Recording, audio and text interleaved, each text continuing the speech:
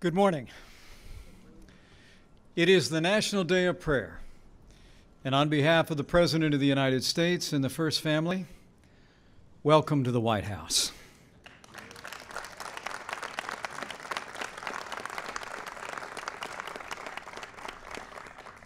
To Pastor Paula White, Pastor Jack Graham, Cardinal Wuerl, Rabbi Heyer, and to all our distinguished guests, the President and I are honored by your presence and grateful for your prayers.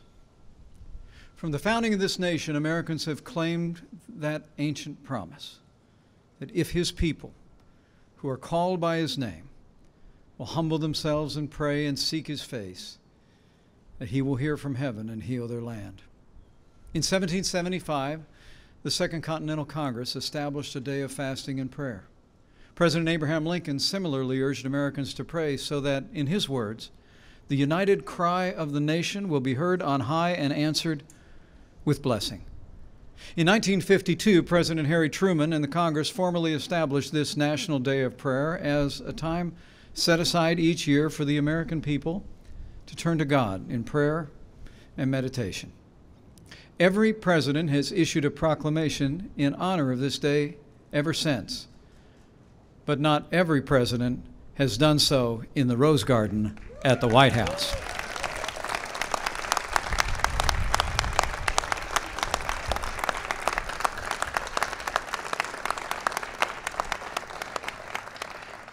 Today, our president will continue that great tradition to proclaim the importance of prayer to the American people and to reaffirm the vital role that institutions and people of faith play in our national life. Our president is a believer. He loves his family and he loves his country with an unshakable faith in God and the American people. So with gratitude for that faith and for the actions that he takes today and every day, it is now my high honor and distinct privilege to introduce to all of you the President of the United States of America, President Donald Trump.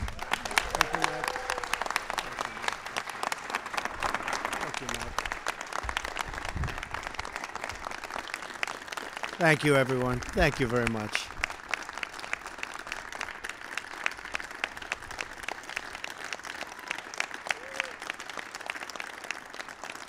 Thank you very much. Thank you. Thank you very much to Vice President Mike Pence. I am very fortunate to have Mike with me. He's a man of very deep faith, I can tell you that. Great character and conviction, and Mike, thank you very much for making this journey with me and with all of us, believe me. It's been great to have you. I also want to thank Pastor Jack Graham, Cardinal Donald Wuerl, and Rabbi Marvin Heyer for leading us so beautifully in prayer. Thank you. Thank you very much. Thank you.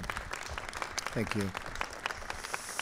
I also want to mention, as you know, Cardinal Donato and all of the other great faith leaders that we have. I see Franklin Graham. So many are here, so many great friends, so many great supporters, and we very much appreciate it because we're a nation of believers. Faith is deeply embedded into the history of our country, the spirit of our founding, and the soul of our nation. It is a beautiful thing to see these three faith leaders from three very different faith traditions come together to lift up our nation in prayer. And it's great to do it at the White House, isn't it? Isn't that great?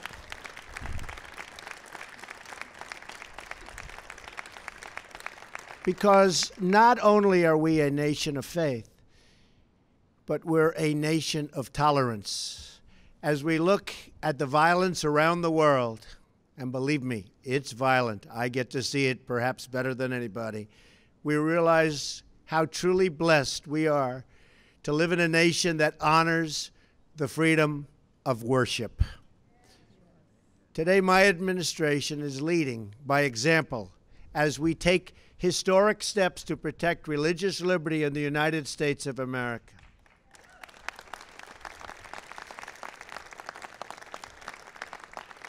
We will not allow people of faith to be targeted, bullied, or silenced anymore.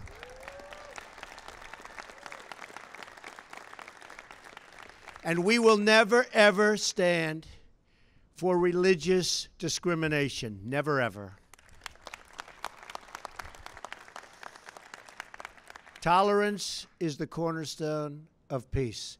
And that is why I am proud to make a major and historic announcement this morning and to share with you that my first foreign trip as President of the United States will be to Saudi Arabia, then Israel, and then to a place that my cardinals love very much, Rome.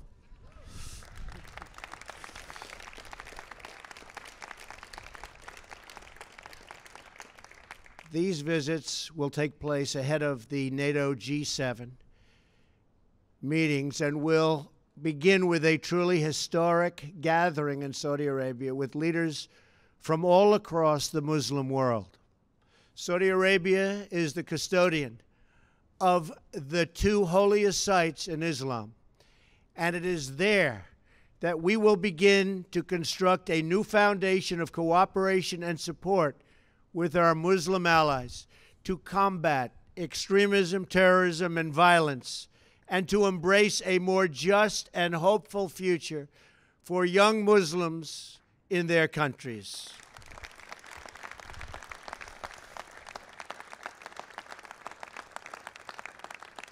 Our task is not to dictate to others how to live, but to build a coalition of friends and partners who share the goal of fighting terrorism and bringing safety, opportunity, and stability to the war-ravaged Middle East.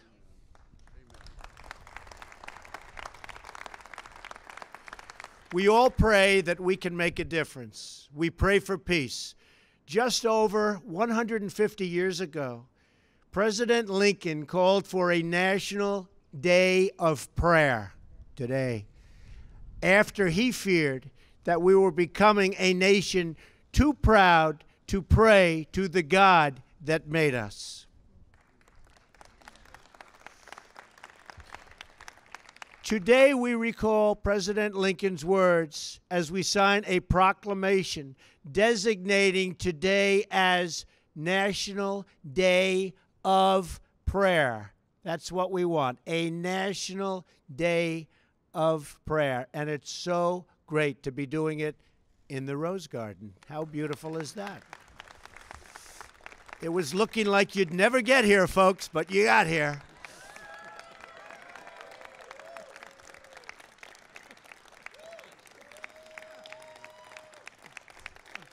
Thank you. Thank you.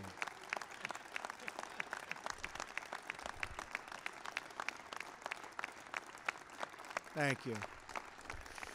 Thank you very much. So true. And we remember this eternal truth. Freedom is not a gift from government. Freedom is a gift from God. It was Thomas Jefferson who said, "The God who gave us life gave us liberty." Our founding fathers believed that religious liberty was so fundamental that they enshrined it in the very First Amendment of our great and beloved Constitution. Yet for too long, the federal government has used the power of the state as a weapon against people of faith, bullying and even punishing Americans for following their religious beliefs. That's been happening. That is why I am signing today an executive order to defend the freedom of religion and speech in America, the freedoms that we've wanted, the freedoms that you fought for so long, and we are doing it in just a little while right over here.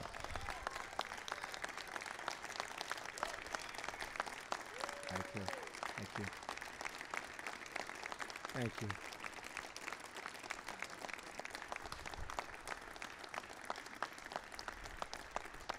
Thank you all. Thank you. No American should be forced to choose between the dictates of the federal government and the tenets of their faith. As I campaigned across the country, faith leaders explained that they were prevented from speaking their minds because of a 1954 rule known as the Johnson Amendment. I spoke about it a lot. Under this rule, if a pastor, priest, or imam speaks about issues of public or political importance, they are threatened with the loss of their tax-exempt status, a crippling financial punishment. Very, very unfair. But no longer. I promised to take action if I won.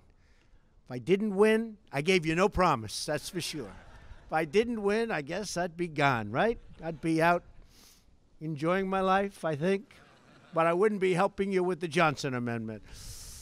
And to this end, this financial threat against the faith community is over.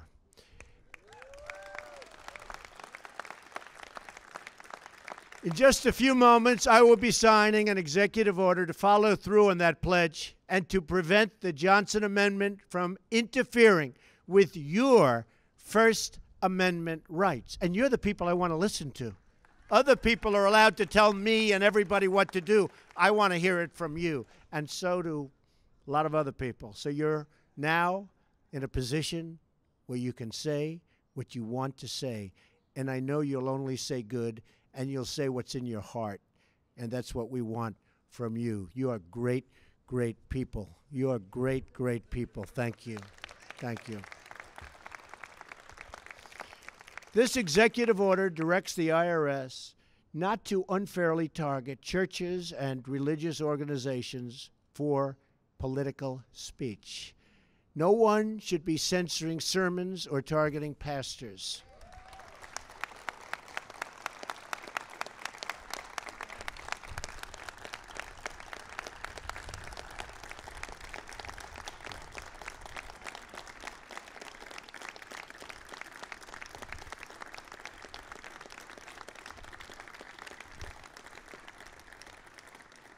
And I know one thing, it never stopped Dr. Ben Carson. He said, the heck with the Johnson Amendment, right, Ben? I've been with Ben, and he did what he wanted to do. But not everybody's going to do that, Ben. You know that, right? In America, we do not fear people speaking freely from the pulpit. We embrace it. America has a rich tradition of social change beginning in our pews and our pulpits. Perhaps there is no greater example than the historic role of the African American church as the agent for social progress, spurring our nation to greater justice and equality. We must never infringe on the noble tradition of change from the church and progress from the pew.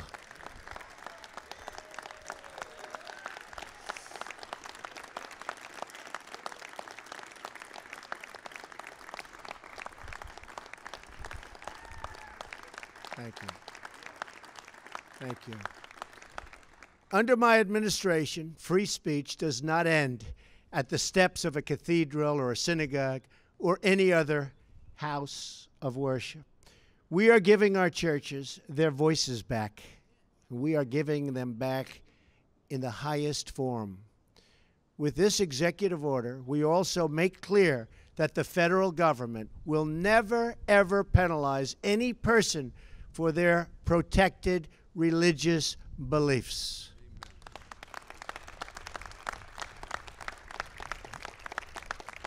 That is why I am today directing the Department of Justice to develop new rules to ensure these religious protections are afforded to all Americans.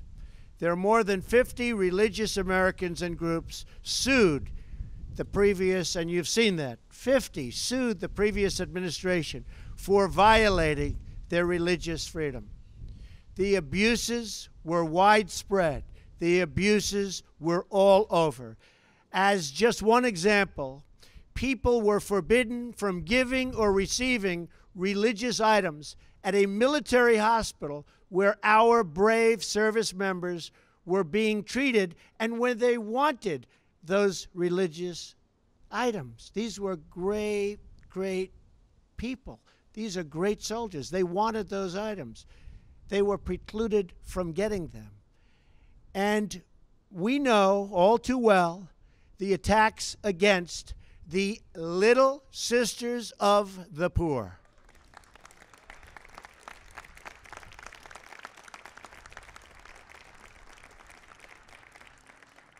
Incredible nuns who care for the sick, the elderly, and the forgotten. Where are they, by the way? Where are they? Could you stand, sister? Stand. Come on up here, sister. Come on up. Right? Come on up.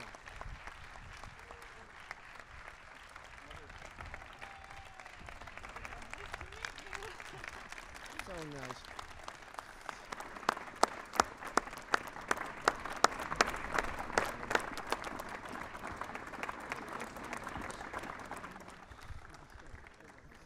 Congratulations, they sort of just won a lawsuit. That was pretty good.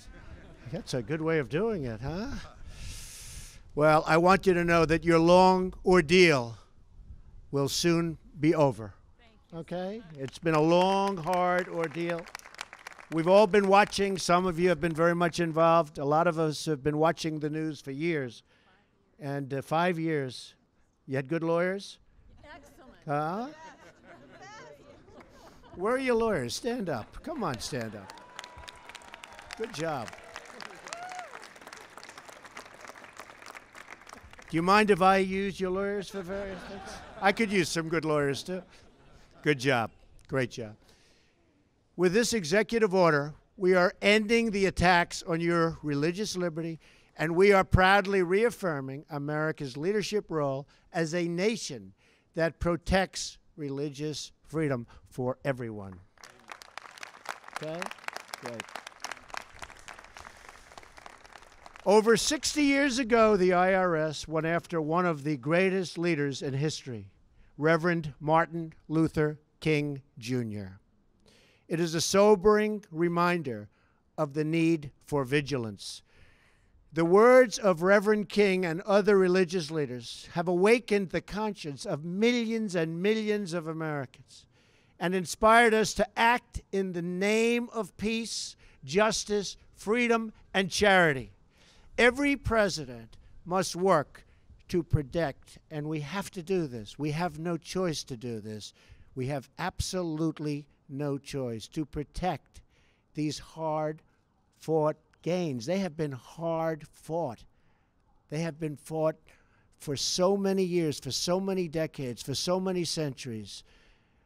And this is a very special day, perhaps, for that reason. And that's why we're here today, to defend the rights of all Americans, to honor our great Constitution, and to protect the sacred liberties given to us, not by any earthly power, but by our Creator in heaven.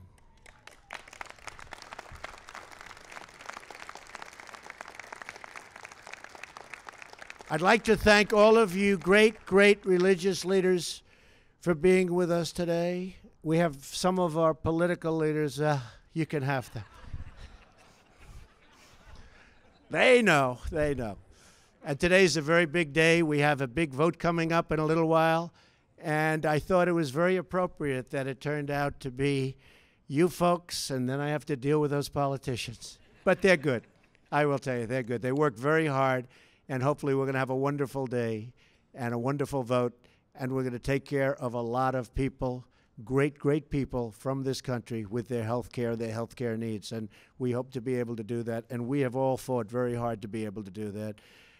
So I want to say to everybody in attendance and everybody in our country and everybody in the world, God bless you and God bless America. Thank you all very much. Thank you. Thank you. Thank you very much.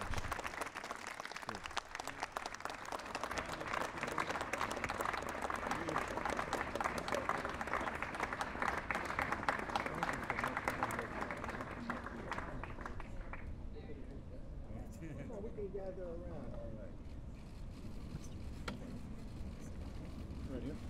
Okay. Come around, please. Okay.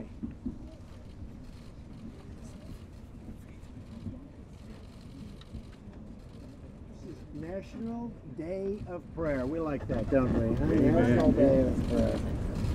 Proclamation.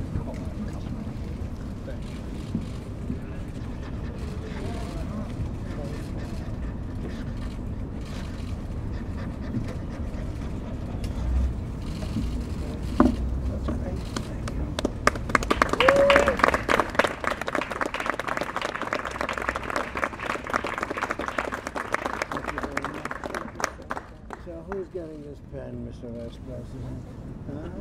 How about in honor of Dr. Martin Luther King? Is that a good gift?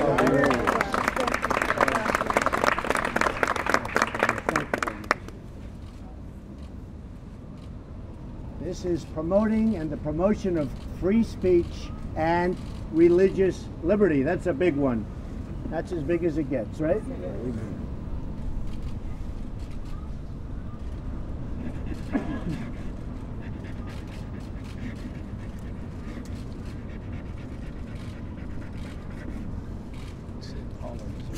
Where's Paula? Right behind you, sir. Paula, she's worked so hard. Absolutely. 2 years she's worked so hard.